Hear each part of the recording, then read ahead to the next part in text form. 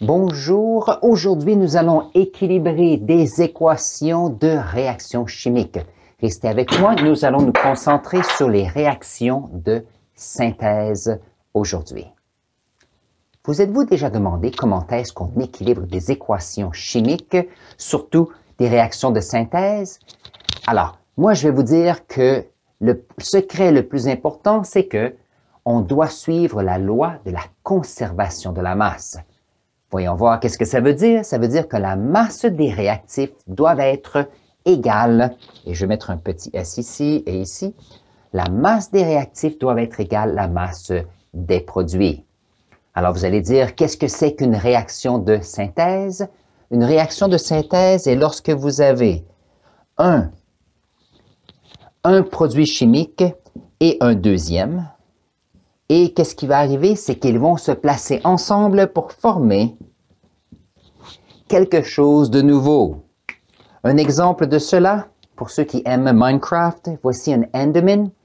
S'il y a un enderman et j'ai un bloc de fer, nous allons avoir à la fin un enderman qui transporte un bloc de fer. Donc, c'est un peu le principe derrière des réactions de synthèse. Donc, restez avec moi, nous allons faire ces équilibres.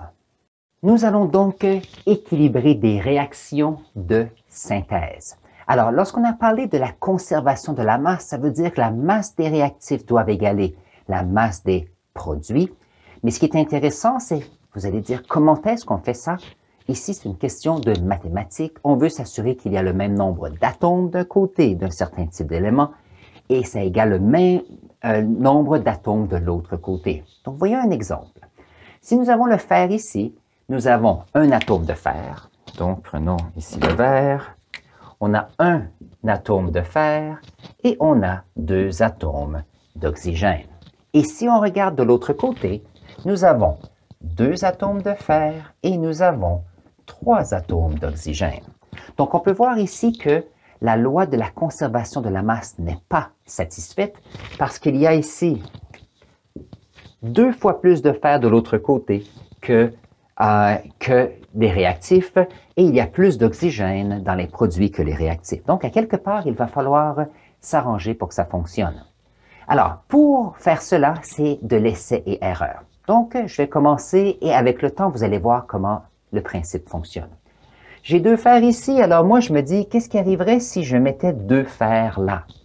Si je mets deux fers comme réactif, j'ai deux fers comme produit, ça fonctionne très bien. Par contre, maintenant, on se retrouve avec trois oxygènes dans les produits et seulement deux ici. Alors, ce que nous pourrions faire, c'est que nous pourrions faire quelque chose que si nous avions trois demi, si nous avions trois demi d'oxygène ici, qu'est-ce qui arriverait? On aurait la moitié d'oxygène ici, ça nous donnerait trois oxygènes et ceci fonctionnerait très bien. Par contre, on n'aime pas avoir des fractions comme coefficients. Alors, qu'est-ce qu'on va faire? Nous allons multiplier chacun des termes, chacun des composés par le dénominateur ici. Voyons voir qu'est-ce qui arrive. Donc, si je multiplie par 2 ici, multiplie par 2 et multiplie par 2, on se retrouve ici avec 4Fe solide plus 3 O2 gazeux et ça va nous donner 2Fe2O3. Donc ici, on a une équation qui est équilibrée. Voyons voir, j'ai 4 fers ici, 2 molécules d'oxyde de fer 3, ça veut dire qu'on a 4 fers, c'est satisfait.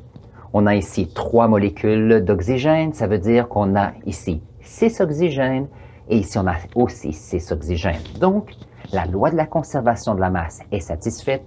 Nous avons une équation équilibrée. Voyons voir le deuxième exemple. Ici, j'ai du dioxyde de carbone et de l'eau. Donc, par exemple, dans l'atmosphère, lorsqu'il y a du dioxyde de carbone en contact avec de l'eau, nous pouvons avoir des acides carboniques. Donc, nous avons des pluies acides. Voyons voir si c'est équilibré. Nous avons un carbone ici et un carbone là. C'est fantastique. Nous avons 2 hydrogènes dans l'eau ici, on en a 2 ici. Ça va très bien. On a 2 oxygènes plus 1, donc 3 oxygènes. On a 3 oxygènes ici.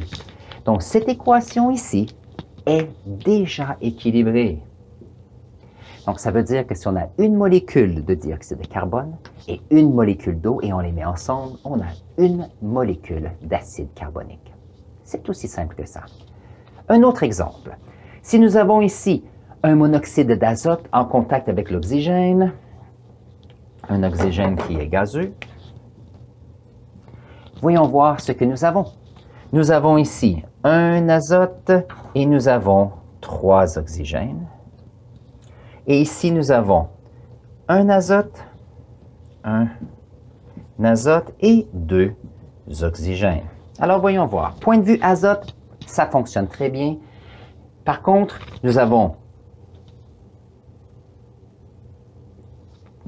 oh, comment? Je m'excuse.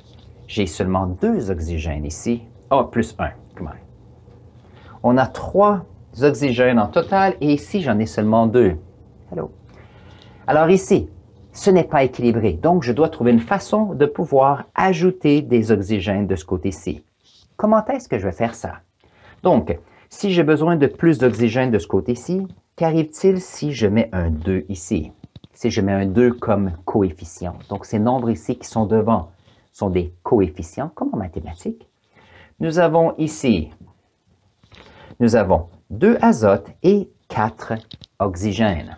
Maintenant, si nous avons 2 azotes de ce côté-ci, de l'autre côté, nous devrions avoir 2 molécules de monoxyde d'azote, comme ceci. Mais puisque nous avons 2 azotes, nous avons aussi 2 oxygènes. Donc, 2 oxygènes plus 2 oxygènes, on obtient 4 oxygènes maintenant. Et si on regarde, on se retrouve maintenant avec une équation qui est équilibrée. Alors, si je suis pour regarder mes 3 équations équilibrées, voyons voir si on peut simplifier des choses. Voilà. Nous avons ici la première, avec le fer en contact avec l'oxygène nous donne l'oxyde de fer. Nous avons le dioxyde de carbone et l'eau qui nous donne l'acide carbonique. Et nous avons 2 molécules de monoxyde d'azote plus une molécule d'oxygène nous donne 2 molécules de dioxyde d'azote. Et voilà, on a nos 3 premières équations équilibrées. Voyons 2 autres exemples. Alors, le deuxième exemple, j'ai de l'aluminium solide en contact avec du brome gazeux, nous donnera du bromure d'aluminium. Voyons voir qu'est-ce que nous avons. Nous avons un atome d'aluminium et 2 atomes de brome. Ici, on a un atome d'aluminium et 3 atomes de brome. Alors ici, le nombre d'aluminium fonctionne très bien des deux côtés. Donc la difficulté ici, c'est le fait qu'il y a 2 bromes ici et 3 de ce côté-là. Alors voyons voir qu'est-ce que l'on peut faire. Donc par essai et erreur, on peut voir qu'il semble que c'est le même nombre de chacun ici pour les métals. Alors ici, il faut trouver comment est-ce qu'on peut trouver un dénominateur commun, un facteur où il y a le 2 et le 3 qui sont des facteurs de ce nombre. Et c'est 6. Alors, voici ma suggestion. Vous allez dire, oui, mais comment est-ce que je sais ça? Avec la pratique, ça devient de plus en plus facile. Et l'idée, c'est, il va falloir en faire de plus en plus. Allez voir sur Internet, allez prendre votre livre de chimie et regardez quelques exemples. Alors, si moi je dis que 6 est un nombre où il y a les facteurs 2 et 3 à l'intérieur, pour obtenir 6 à partir de 2, j'en ai besoin de 3. Et ici, pour obtenir 6 à partir de 2, j'en ai besoin de 2. Mais puisque maintenant j'ai 2 aluminiums, je vais mettre 2 aluminiums ici. Alors, voyons voir qu'est-ce que nous avons comme résultat. Maintenant, ici, j'ai 2 aluminiums. J'ai 3 molécules de brome qui nous donnent 6 atomes de brome. Ici, j'ai 2 atomes d'aluminium. Et puisque c'est 2 molécules de bromure d'aluminium, j'ai donc 6 bromes. Je regarde ici, nous avons la loi de la conservation de la masse qui est satisfaite. J'ai donc une équation ici qui est équilibrée. 2 atomes d'aluminium plus 2 molécules de brome, plus 3 molécules de brome, excusez-moi, nous donne 2 molécules de bromure d'aluminium.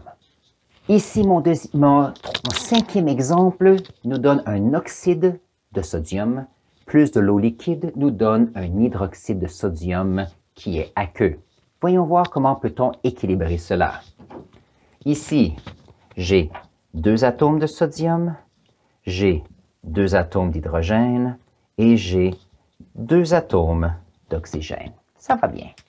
Si on regarde de ce côté-ci, j'ai un atome d'azote, un atome d'oxygène et un atome d'hydrogène. Alors ici, c'est assez facile. On peut voir qu'il y a ici 2 de chacun de ces éléments et de l'autre côté, j'en ai seulement un. Alors ici, c'est facile à équilibrer. On n'a qu'à ajouter un 2 ici, de façon à ce qu'on ait 2 atomes de sodium, 2 atomes d'oxygène et 2 atomes d'hydrogène. Et donc ici, nous avons notre équation qui est équilibrée. Ici, comme dernier exemple, pour équilibrer des réactions de synthèse, je vais utiliser une équation que plusieurs d'entre vous devez connaître maintenant, et ça s'appelle la photosynthèse.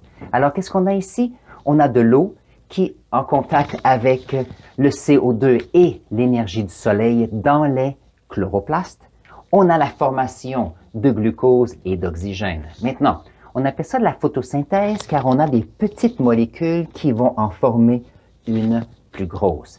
Et ça, c'est une façon de pouvoir organiser, et c'est pour ça qu'on utilise le mot photosynthèse. Donc ici, j'ai 2 hydrogènes, j'ai 1 carbone et j'ai 3 oxygènes.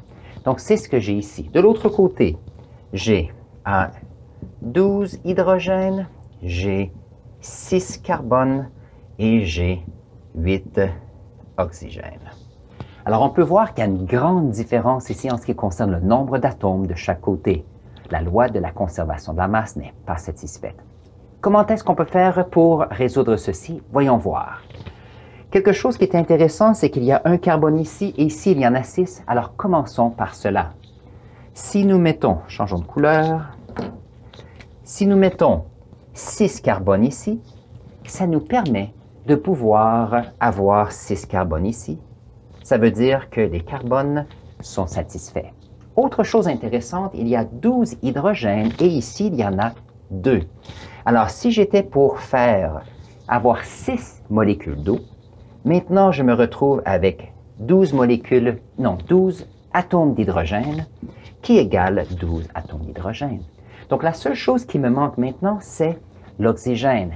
Mais maintenant, je n'ai plus seulement 3 oxygènes ici, parce que j'ai les coefficients de 6 sur chacune des molécules. Donc, voyons voir qu'est-ce qu'on a ici.